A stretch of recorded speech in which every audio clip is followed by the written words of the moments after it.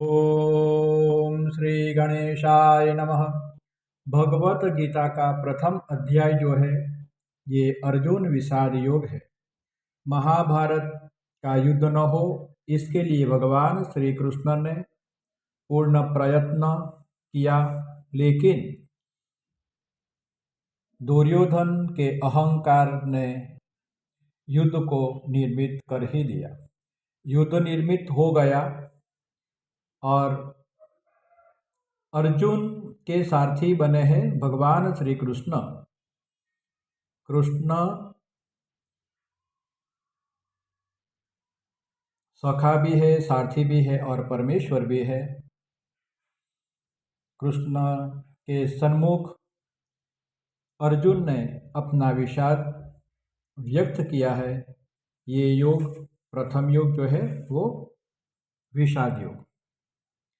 विषाद योग में प्रथम धृतराष्ट्र कहते हैं संजय को कि तुम्हें जो दिव्य दृष्टि मिली है वो दृष्टि से देखो कि युद्ध में क्या हो रहा है। तब संजय ने कहा कि दुर्योधन उसकी सेनाओं के साथ और पांडव पुत्र उसकी सेनाओं के साथ खड़े हैं। दुर्योधन ने प्रथम पांडवों की सेना को देखा है और अपनी सेनाओं को देखकर गुरु द्रोणाचार्य के पास गए। कोई भी ज्ञानी और विद्वान के पास कोई भी विकट परिस्थिति आती है तो गुरु के पास जाना ही चाहिए। दुर्योधन गुरु के पास जाकर कहते हैं कि देखो गुरुवर, पांडु पुत्रों की जो ये सेना है, ये द्रुपद पुत्र जो है दुष्ट धूम उसके द्वारा व्यूहाकार में निर्मित हुई है।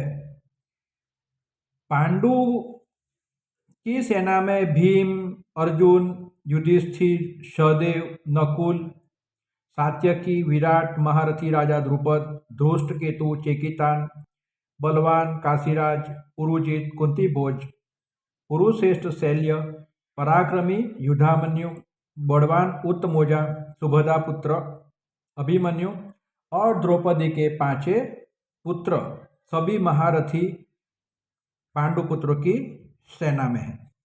उसके बाद दुर्योधन ने कहा, गुरुदेव हम अपनी सेना की अभी बात करते हैं, तो ये जो हमारी सेना है ये आप देखें, उसका जो सेनापति और जो भी है वो मैं आपको कहता हूँ। तो प्रथम कहा कि स्वयं आप ही हमारे सेना में हो। भीष्म पितामह, कर्ण, संग्राम विजयी, कृपाचार्य, अश्वत्थामा, विकर्ण और सोमदत्त के पुत्र भूरिश्रवा है। दूसरे भी योद्धा है जो मेरे लिए अपने जीवन को दांव पे लगाने वाले, अनेक सूरवीर भी है मेरे लिए जीवन देने वाले, सभी प्रकार के अस्त्र शस्त्रों से सज्ज और युद्ध में निपुण, ऐसे सब लोग मेरी सेना में भी है। दुर्योधन ने कहा है कि भीष्म पितामह द्वारा हमारी ये सेना रक्षित है और अपरिमित और अजय है, और एक अहंकार के वश दुर्योधन कहते हैं कि भीम के द्वारा जो ये रक्षित सेना है ये बहुत ही छोटी है, परिमित है और उसे जीतनी बहुत ही आसान है। उसके बाद सभी व्यूहकारों को दुर्योधन ने आदेश दे दिया कि भीष्म पितामह की सभी प्रकार सब लोग रक्षा करें। उसके बाद भीष्म पितामह ने दुर्योधन को आनंदित करने के लिए शंख का नाद किया है।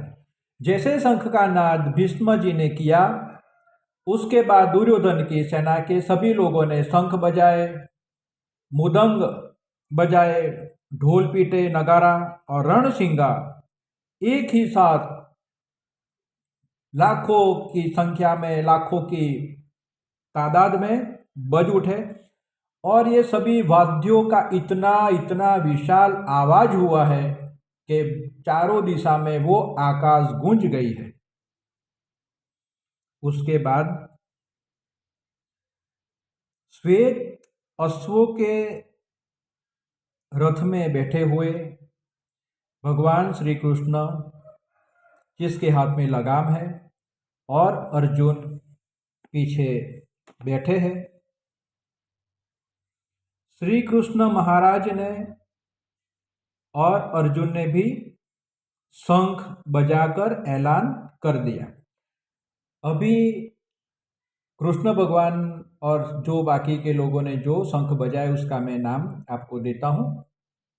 श्री कृष्ण भगवान ने पांचजन्य नामक, अर्जुन ने देवदत्त नामक, भीमसेन ने पौंड्र नामक,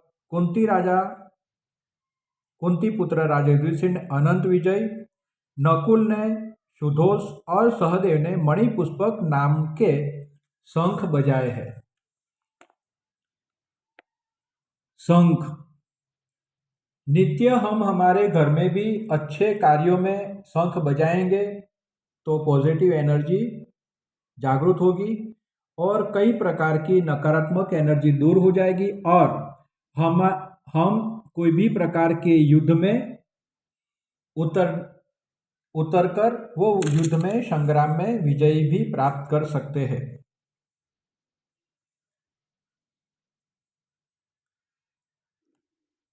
पांडवों की जो सेना है इसमें धनुर्धारी काशीराज, महारथी शिखंडी, दुष्ट धूम राजा विराट, अजय सात्यकी, राजा द्रुपद, द्रौपदी के पांचों पुत्र, महाबाहु सुभद्रा पुत्र अभिमन्यु, ये सभी ने अपने अपने दिव्य शंख को बजाया है।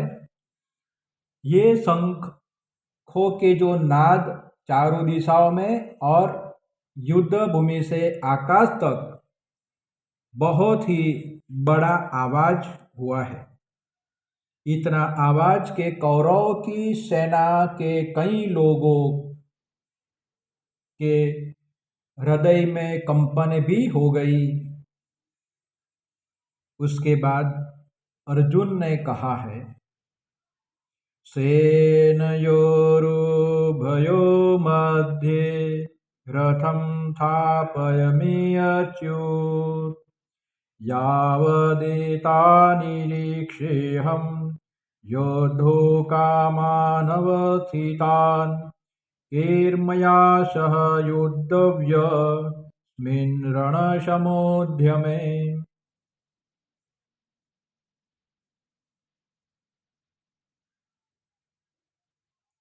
जो भगवान श्री कृष्ण का जो रथ है, श्री हनुमान जी महाराज वो रथ पे आकर विराज गए हैं। जो ध्वज है इसमें हनुमान जी महाराज आकर साक्षात विराजमान हुए हैं, तो वो रथ कपिध्वज रथ है।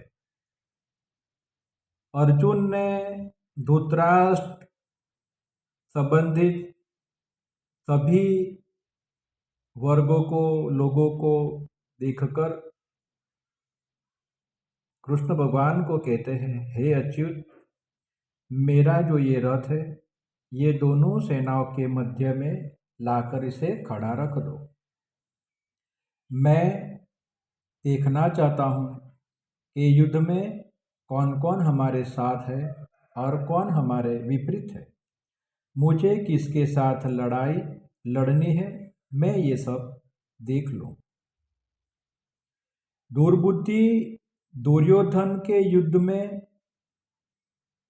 लड़ने वाले, युद्ध करने वाले जो भी लोग हैं, मुझे सबको देखना है।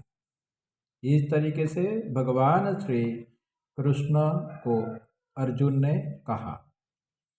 और यहाँ संजय धृतराष्ट्र को बता रहे हैं, हे धृतराष्ट्र, अर्जुन ने भगवान श्री कृष्ण को कहा और भगवान श्री कृष्ण ने भीष्म और द्रोणाचार्य के बीच में दो सेनाओं के मध्य में रथ को लाकर खड़ा कर दिया और कृष्ण भगवान ने कहा, हे पार्थ, हे अर्जुन, युद्ध के लिए जो लोग इकट्ठा हुए हैं ये सभी कौरवों को तू अपनी दृष्टि से देख ले।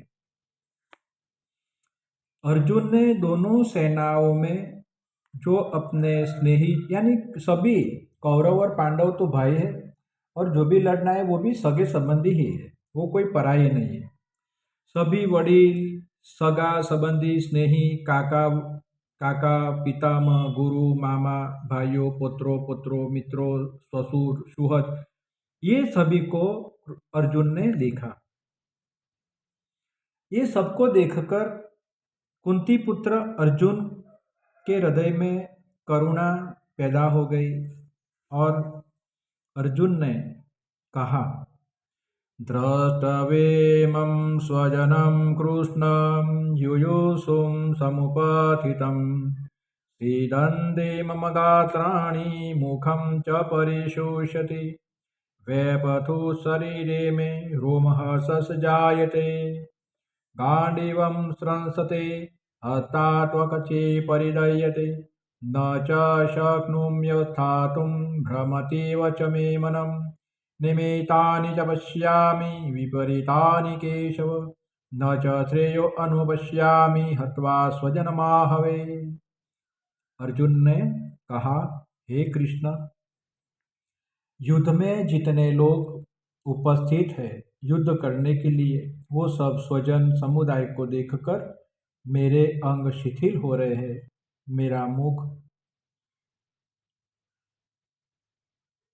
में जो पानी है वो सूख रहा है, मेरे शरीर में कंपन और रोमांच हो रहा है, मेरे हाथ में युद्ध के लिए जो गांडीव है वो गिर रहा है, मेरे शरीर की त्वचा जल रही है, मेरे मन भ्रमित हो रहा है, मैं ये देखकर खड़ा रहने में भी असमर्थ हूँ।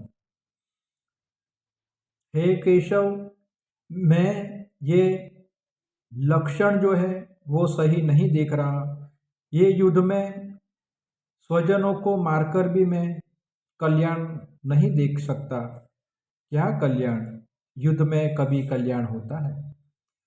न कांक्षे विजयं कृष्ण न च राज्यं सुखानि च किं नो राजेन गोविंद किं भोगे जीवितेन वा। भगवान श्री कृष्ण को अर्जुन ने कहा, न मैं विजय की इच्छा रखता हूँ और न मैं राज्य की और न राज्य सुख की। हे कृष्ण, हे गोविंद, ऐसा राज्य ऐसे सुख किस काम के? सभी को मारकर जो भोग सुख प्राप्त होते हैं वो भोग ऐसे जीवन से क्या लाभ? जिसके लिए हम राज्य की, भोग की, सुख की इच्छा रखते हैं वो सब धन, भोग, सुख, जीवन की इच्छाओं को नजरअंदाज करके युद्ध में आकर खड़े रह गए हैं। युद्ध में गुरुजन है, वडील वर्ग, पुत्रों, दादा, मामा, ससुर पक्ष, पौत्रों, साला और सभी संबंधी ही है। हे कृष्ण, अगर मैं मर जाऊं या मैं जीत जाऊं और तीनों लोक का राज्य अगर मुझे प्राप्त होता है ये सबको मारने के बाद भी, तो भी मैं ये सब हत्या करके, युद्ध करके, सभी को खत्म करके मैं ये सुख अगर प्राप्त करूं तो उसका अर्थ क्या? और बहुत सारे लोग मर जाएंगे तो फिर ये पृथ्वी पर रहेगा ही क्या? हे कृष्ण, धृतराष्ट्र के जो पुत्रों है वो सबको मारकर मुझे कौन सा आनंद मिलेगा? दूसरे जो आतताई है उसको भी मारकर कौन सा आनंद मिलेगा? ये सब एक पाप कर्म है, ऐसा अर्जुन ने कहा है। अर्जुन कहते हैं, तस्मान्नार्हा वयं हन्तुं धार्तराष्ट्रान् स्वबान्धवान् स्वजनं हि कथं हत्वा सुखिनः श्याम माधव। हे कृष्ण, हे माधव, धृतराष्ट्र पुत्र मेरे ही बांधव है। जब तक मैं सोचता हूँ ये लोगों को मारना योग्य नहीं, उचित भी नहीं, और बाकी के जो है वो सभी स्वजन है, उसे भी मारना, उसकी हत्या करना वो भी उचित नहीं, और सभी को मारकर मुझे कौन सा सुख मिलेगा। अर्जुन ने कहा है कि लोभ के लिए भ्रष्टचित हुए ये सभी लोग इकट्ठे तो हुए हैं, पर ये युद्ध में भ्रष्टचित हुए सभी लोग, कुल के नाश से उत्पन्न होने वाले सभी दोष, मित्रों के वध से उत्पन्न होने वाले दोष, ये सभी दोष ये लोग नहीं देख रहे हैं। और हे कृष्ण, कुल का नाश के कारण भी दोष लगता है, और इस दोष में मैं भी तो भागीदार बनूंगा ना। कुल दोष के कारण जो दोष लगेगा वो दोष से बचने के लिए मुझे सोचना तो पड़ेगा। ऐसा भगवान श्री कृष्ण को अर्जुन ने कहा है। कुलक्षये प्रणश्यन्ति कुलधर्मा सनातना धर्मे नष्टे कुलं कुत्स्थम् अधर्मोऽभिभवत्युत। कुल के नाश होने से सनातन कुल धर्म नष्ट हो जाते हैं। धर्म नष्ट होने से समस्त कुल में पाप ही पाप का फैलावा हो जाता है। दूसरा कि पाप ज़्यादा बढ़ जाएंगे तो कुल की स्त्रियां दूषित हो जाएगी। हे कृष्ण, स्त्रियां दूषित हो जाती है तो फिर वर्ण शंकर प्रजा का जन्म होता है।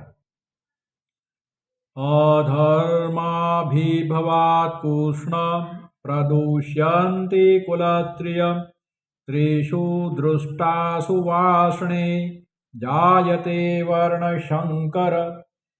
बात भी सही है कि कुल अगर खत्म हो गए, पुरुष खत्म हो गए और वो कुल की स्त्रियां सिर्फ रह गई, तो वो अपने कुल में अगर कोई पुरुष नहीं, अपने वंश में अगर कोई पुरुष नहीं, तो वो दूसरे कुल में दूसरे वंश में शादी करेगी या भोग विलास करेगी, और उसके द्वारा जो संतान पैदा होगी वो वर्ण शंकर होगी। तो ये समस्या, ये विचार अर्जुन के मन में आया है और भगवान श्री कृष्ण को कहा।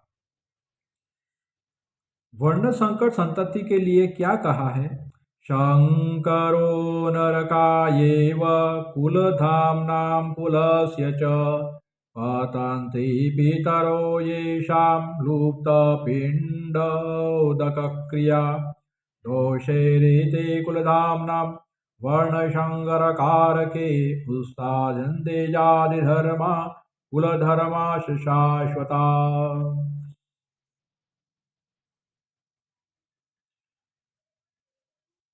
वर्ण संकर संतति जो है वो कुल का नाश करने वाले को और स्वयं कुल को नरक में ले जाने वाली बन जाती है। वर्ण संकर संतति पिंड और तर्पण क्रिया से वंचित रह जाती है। पिंड और तर्पण क्रिया नहीं होगी तो पितरों की शांति नहीं होगी और पितरों की अधोगति को प्राप्त होते हैं।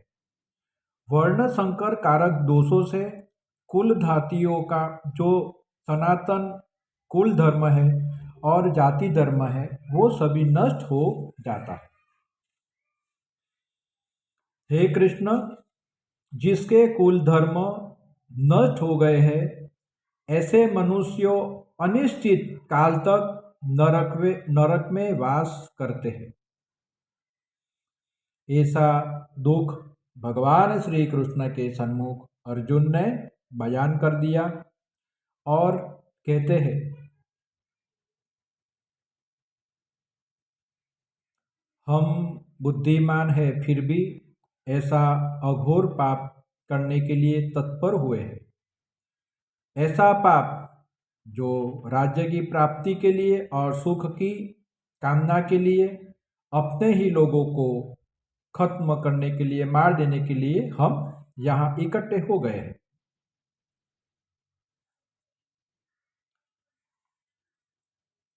अर्जुन ने कहा,